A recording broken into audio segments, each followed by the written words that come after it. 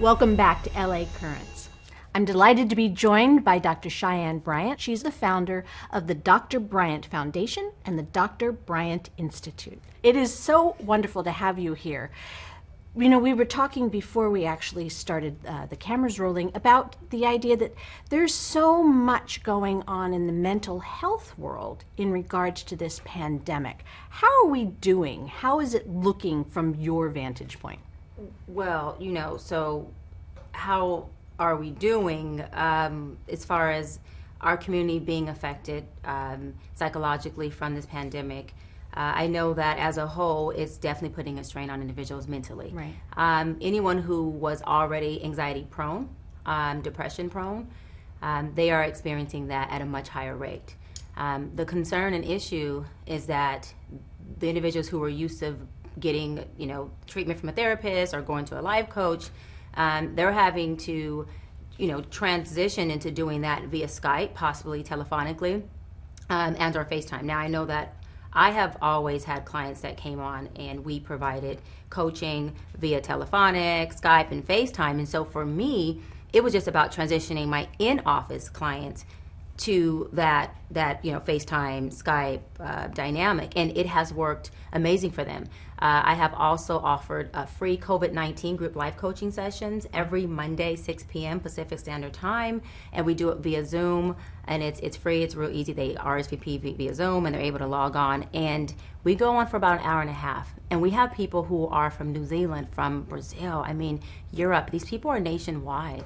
And global, not nationwide, they're global. And what makes that amazing is everyone's coming in and we're connecting on the piece of you're not alone. Mm-hmm. That you too are experiencing either guilt because you're not able to work and you're used to being productive, or anxiety, or you have a lot of women who are out there on the call saying, hey, I'm a single woman and I'm quarantining by myself. And it wasn't until this pandemic that I really realized what loneliness felt like, because my family's not present. Obviously, I'm here by myself. I don't have any kiddos, and I don't have a husband or a partner, and that's really weighing in on me. And so, and the thing is, on the Black and Brown community, it's really taken a toll because there are already a lot of underlying health issues and underlying mental health issues that have to do with trauma that was already there pre-pandemic. And then if you already think of the daily lives that that minorities have been experiencing, predominantly Black and Brown communities, before the pandemic, from a mental health perspective, that was already very traumatic. That was already something that they were not getting treatment for because of their lack of access to medical care, health care, which stems from our systemic, health care disparities that continues to stay on the back burner of the American health system. Mm-hmm. And because of those things, now that we enter a pandemic, you take the weight and the trauma that was already there prior to this and multiply that by 100 or sometimes 200 times, depending on the individual, the family, the community, and the neighborhood. And so there was a funny meme I seen on social media going around that says, hey, everybody, something of the sort of, hey, everybody who's not Black, you guys have only been experiencing this crisis for a week. I think it was a week at that time. And you're already complaining. Imagine being Black and experiencing this for your entire life. And when I read that, I was like, oh my God, that is so real. And that is so true. Will everyone understand that perspective? Of course not. But minorities who have been undergoing discrimination, that have been undergoing systemic racism from the employment, criminal justice, from the healthcare sectors, this is something that they go through every day. And so a pandemic is just an additional crisis to add on to their already traumatic plate or lifestyle. And so they have been taught, to survive in their community. And so what do? They go into survival mode even more now. And that's very sad, because what that does is it then attacks the nervous system. And so you're talking about underlying health issues. What happens to someone who's already diabetic, already has high blood pressure, already is experiencing asthma or obesity, right. And now they are having to undergo mental health concerns because of this additional crisis that's happening in their world. That doesn't help them health-wise, no. Right? It puts a bigger strain on them. You're So, right. There's yeah. there's such nuance with all of this, and it's changing on a minute by minute basis. We say that every single day, but you have an arena of expertise to be able to recognize indicators that may not be obvious. So, in the minority community, you mentioned there are issues that are not necessarily people are necessarily aware of. But on a personal note, what are some of the indicators of somebody who might be experiencing something different, unusual, or over the top with this pandemic, in these communities that are already suffering in their own right? Absolutely. Great question as well. So it's funny you say, what are these indicators? What are these triggers? What are these symptoms, right, somewhat look like? And the unfortunate part is that they look very similar to what it looked like prior to the pandemic. Okay. And that is our main concern for the Black and brown community. This crisis is a crisis that we have been feeling and we have been experiencing when there was no COVID-19 pandemic crisis. So for a lot of us waking up and trying to figure out how are we going to go into this world and fight back the discrimination? How do we go to this job interview and already have an inferiority complex? How do we walk into the grocery store and, perfect example, I was in Target a couple weeks ago and a Black man walked in and he had a full ski mask on. Security guard, which was warranted, stopped him at the front and said, "Excuse me, sir," checked him and pretty much, ran him his rights, wanted to make sure everything was okay, which, don't get me wrong, makes sense, kind of. Because there has been a pandemic going on where we have been advised by our local officials to wear masks to protect ourselves. Well, this Black man might have had only that ski mask to cover up. He may not had access to the regular mask that just goes over your ear, right? Or a medical mask. And that is one of my concerns, because that in itself is discrimination. Because this man was told to wear a mask to protect himself and to protect his family and protect everyone else who's around him, and he comes in with the mask. And for me, looking at him, I didn't see a threat, because in my mind I'm going, yes, Black man wearing a mask, he's doing his thing, he's following the rules, go guy, go, yes, high five. But he gets stopped for doing what he was instructed to do and just trying to go grocery shop and bring food possibly home to himself and his family. Those are things that not all optics will understand, that not all lives and perspectives will get, because not everyone lives that every day. But when you live that, or you see it being done from the optics of myself being a Black and brown, a Black and Mexican woman, full minority, and don't bring in being a woman, I'm a triple minority, that stuff is very heartbreaking. And in that moment, I thought, wow. And so I walked up to him after. I said, I want to give you kudos for wearing your mask and for doing what's right. And I hope that you didn't feel offended by that. And if you did, I want to apologize on behalf of that security, because I don't believe that the security had an ill intent, because this is a security guard I speak to every day when I come to Target. But I know what comes with the stereotype of being Black or brown and having a look. So that puts on extra stress during a pandemic. What if I leave my house and use the mask that I only have access to? Right.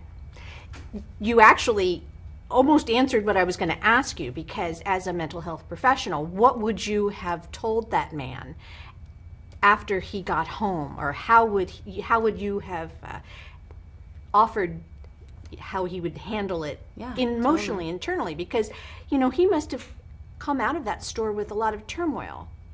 I was doing the right thing, and yet I was given and I'm still hit on the hand. I'm exactly. still dinged. So you helped, obviously, by telling him that he did the right thing. But then when he got home, what would you advise him to? How would he manage it? Where would he put that experience? Great question. Managing skills, coping skills. What does that look like? Definitely I would definitely advise that he would debrief and he would share that story with someone at home who can relate to that. Okay. I would think that he has a Black household. Most of us who are minorities have minority households. Share that story from a place of peace and from a place of vulnerability, not from a place of anger. I would not advise that he does not share it, because what happens is it then can become something he internalizes. And what that does is it creates an internal struggle. And so that's when internal struggles and internalizing things come up as anger, because anger is just underlying pain.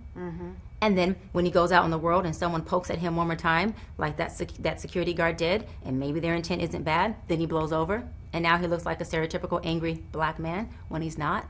He has underlying issues that he is trying to process, and he has nowhere to process them. And, you know, so it's important for, I would say, for him to go home and have that conversation and say, this is what happened at the store. This is how I felt. And I'm tired of feeling that every day. And then the most empowering thing someone can do when they are fed up and tired of being treated or seeing something, or they have an issue or concern with a community, problem, whatever that may be, is to get yourself involved with a nonprofit. Get yourself involved with the community organization that is tackling the issue that you have at hand. Because not only do you learn more about that issue, and through understanding comes compassion, not just for others, but for ourselves. But you're also able to be a solution to the problem that you are having yourself. So you get to insert yourself. And it's so therapeutic, because you get to be around people that say, yeah, I experienced the same thing. But here goes a resolution. Now let's go do something about it. And that's how you help yourself, you help your household. And I always say, you start with self-household, and once you help your household, it's contagious. The neighbors start to catch on. And now you have something that has changed, not a household, not a block, but an entire community. And that whole community becomes something that a city can take a whole culture of. And now a whole race is impacted. As soon as you said the word household, my brain immediately went to the word child. And, although this pandemic is affecting adults in terms of their physical health, absolutely, children are affected as well. So what should parents be looking for, in particular in minority homes, to see what's going on with their children? Because this is pretty terrifying for a lot of little guys. Yeah, it really is. The most important thing that a parent can do, or parents can do, or guardians of kids, is to make sure that their anxiety level is managed, to make sure that they are in one piece, to make sure that mentally they are stable, to make sure that they are practicing faith over fear, and that they are practicing peace over panic, because little kiddos mimic what we do, and they learn the culture of how to deal with crisis through how we deal with crisis. And so this is something that is a huge learning opportunity for kiddos to not only learn how to deal with this pandemic, but as I say all the time, even when this pandemic is gone, we all are going to experience some crisis in our life on a personal level, whatever that may be. And if they can lead by great example of, staying calm, of keeping an optimistic mindset. And I always say narrative is important. What narrative are you telling yourself as a parent? Because that narrative that you tell yourself, that is your reality. Whether it's through this pandemic, pre-pandemic, or post-pandemic, whatever we tell ourselves is what we create in our mind. And in our mind creates our optics. And what we see, we believe, and that becomes our environment. And so if we can create a narrative that's really fun and really fluffy for ourselves, then our kids will also experience that reality. And I love that you brought up kids, because I always say that, when kids are young, or both of us were young at some point. We're still young. We're still young. We're still young, right? So long ago. The thing that's so amazing about kiddos is they are experts at dealing with crisis when they're kids, because they're innocent. And so when there's trauma that's too much for them in a household or in their little world, they create this really, really magical animated story, this narrative in their mind that they live in order for them to survive whatever little crisis they're going through as kiddos. What happens is, as we become adults, we forget to continue to be that imaginative and to create our narrative as to what type of reality and what type of world we want to experience. And you have to, as kids, they do it naturally. As adults, we have to work backwards. Okay, there's a pandemic going on. What kind of environment do I want for myself and for my kids? Let me create that narrative. Let me listen to the news for information purposes, but not keep it on as a hobby and something I'm listening to over and over again. Let me make sure that we're listening to positive audiobooks, or we're watching positive films together as a family. Let's implement board games. Let's make sure we keep a schedule with our kids. If they used to get up at 7 a.m. for school, let's have it to where they're getting up at 7 a.m. They're still having that breakfast. They're still being able to do something that is very, very active. One of my clients is so adorable. She still has her kids they still have PE Monday through Friday. Oh, that's the best. She goes, "Is it PE time?" And they go, "No, Mommy." And I say, "You know what? That is so genius." Mm-hmm. And the PE is just them doing yoga in their living room. Sure, just it's a keep bonding it experience for them. Mm-hmm. Yeah, keep it normal. Mm-hmm. And again, keep them abreast on, yeah, it's a crisis, what we're going through, but keep it optimistic, because although we understand that this is not something to take lightly. Kids still deserve the right to not have to be weighed down by all of the outside world disparities that are going on. I know that in Black and brown homes, it's very important, speaking of culture competent, for us to be able to practice social distancing outside our home, but still be very loving and very nurturing inside our home. Make sure that we are cooking as a family. Make sure that we are sitting down and having those conversations, because culturally, we are a very, very, very family-oriented culture. And so without that, isolation does sit in, and isolation breeds depression. Mm-hmm. And once you get into that depressive state, or start to exhibit symptoms of depression, then you become into the negative, distorted thinking. That is no longer true. Panic comes in. Mm-hmm. You're in a state of panic and anxiety. So things just flood the mental space when you're not practicing things every day, whether it's meditation, reading a book, staying connected. If you are in a house by yourself, make sure that you're texting someone. Get on these Zoom calls. I know that some girlfriends and I, we have Zoom happy hours, where we schedule 2 or 3 times out of the week, and we have our glass of wines, and we on Zoom, and we laugh and talk about absolutely nothing. But it's everything we need to recharge. Maintaining that social connection, I imagine, is imperative, especially in communities that, as you mentioned, are very used to socializing all day, every day. Yes. It's just part of who they are. Absolutely. Absolutely. I was reading some statistics, and all of this will ultimately, vary, but how is Los Angeles doing in managing the information provided to minority communities through this whole thing? It seems from my vantage point, and believe me, that's a very loose term, that it's actually going well. I have to agree with you. I do believe that our mayor is doing a wonderful job, and our governor, and even our city council, Joe Busciano, which I'm in CD 15, right. With making sure that the community is abreast on updates on what needs to be done, what is being done, and what we are trying to do, and the best ways and tips on how to protect yourself, how to protect your family, and those sorts of things. Absolutely. One thing that I do believe that we need to improve on is testing. I believe that testing needs to be definitely provided to the communities, such as Black and brown, who do not, pre-pandemic and now, right, have access to health care. Mm-hmm. Why? Because African Americans are being attacked 2 times more by this pandemic than any other race. Okay? And we only take up 9% of the Los Angeles County population, and we are 17% of the death rate. Okay? Now, my thing is, if you already know that, and it was me, I'd be sending tests directly to where I know the highly affected communities are. Not only to protect and serve those communities as a human right, but also because I'm thinking, if they are the most affected, and this thing is spreading like wildflowers, we got to get to the most affected. That's the piece where it becomes a disparity. Mm-hmm. Because why is it that you are not setting up, and I'm not saying that our elected officials are not setting that up. That's not what I'm saying. I'm speaking on what I see can be a resolution or a part of a resolution. And what before this pandemic was not happening in the Black and brown communities. And we're seeing it now in the pandemic, still not happening.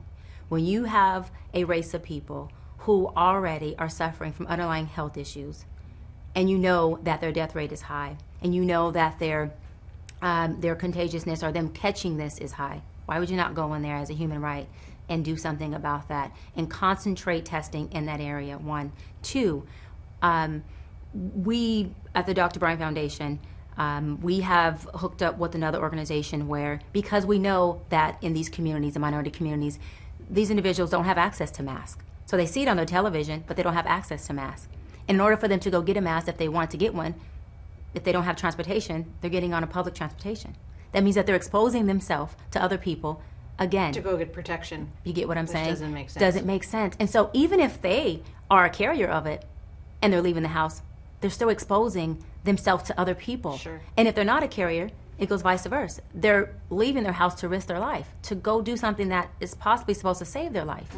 Okay? And so we have hooked up with an organization where in the next couple weeks, we are going to be doing a PPE drop-off. Oh. In these, yes, in the African American and the brown community, where we have this big rig, we're gonna fill it up with PPE gear, with hand sanitizer, a mask, and gloves, and we're gonna just do a cute drop off on the front porch. And we're gonna make sure that they know that the memo of when you come out your porch, grab your bag, you got your stuff. You don't have to leave the community to go out there and get it. Absolutely. I do believe that our healthcare providers, 100%, we're so grateful for them. They need the mask. But I also believe that the people in the community need those masks as well to be protected. In addition to that, I was going to say, I know that you're doing more. We are, yeah, absolutely. In addition to that, the Dr. Bryant Foundation and NAACP, we are providing $100,000 worth of grocery gift cards to the CD15 Harbor area community. We also, thanks to our really good friend Mike Lansing for the contribution, we also are providing 100 families with hot plates, not for one person, but for their entire household. And so we have set up things to do all that we can do within our capacity. Obviously, there's more that needs to be done. There's more that we want to do. And as we continue to partner with these different organizations, we're going to continue to go in these communities and do what we can to provide that type of protection for them. Because it is something that obviously at this point, sadly and unfortunately, but we have to take matters into our own hands as a black community, as a brown community, and we have to get together and say, okay, what else needs to be done? Let's hit the floor running, boots to the ground. No more just complaining about it. No more just watching your TV screen and saying this is sad, but contact your local organization. If you want to even partner up with us, we would love to have you a part of our organization. You can go to NAACP1069@gmail.com. Which you are the president I'm of. the president of the NAACP for San Pedro and Wilmington. You can also contact us at drbryantfoundation.org. We have a whole volunteer page where you just put your name in there and we will contact you. We do advise all seniors to make sure that they are not going to grocery stores, they are not going to pick up their medication. They are having someone else do that for them. They're contacting if they got to contact their local officials, go online, contact a neighbor, and see if someone can go out and get that done for them so that we can protect our seniors as well that are in our community. How are you protecting yourself? Well, because you're carrying a burden here of people's psyche and of people's health and of people's need, and it doesn't sound like you're sleeping. So how are you? I see you understand. How are you caring for you? Because you can't help others if you are not strong and healthy yourself. 100%. You sound like you've been to a Dr. Bryant workshop, because I always say we produce who we are. We only can give what we have, and it starts with self-love. A few things that are therapeutic for me. I have an evening run I do Monday through Friday, sometimes Monday through Sunday. I read audiobooks. I watch positive YouTube videos. I stay connected. I have my Zoom meetings. I'm involved with that. I keep my schedule going. I have a very supportive family that I stay connected with via text message, via phone calls.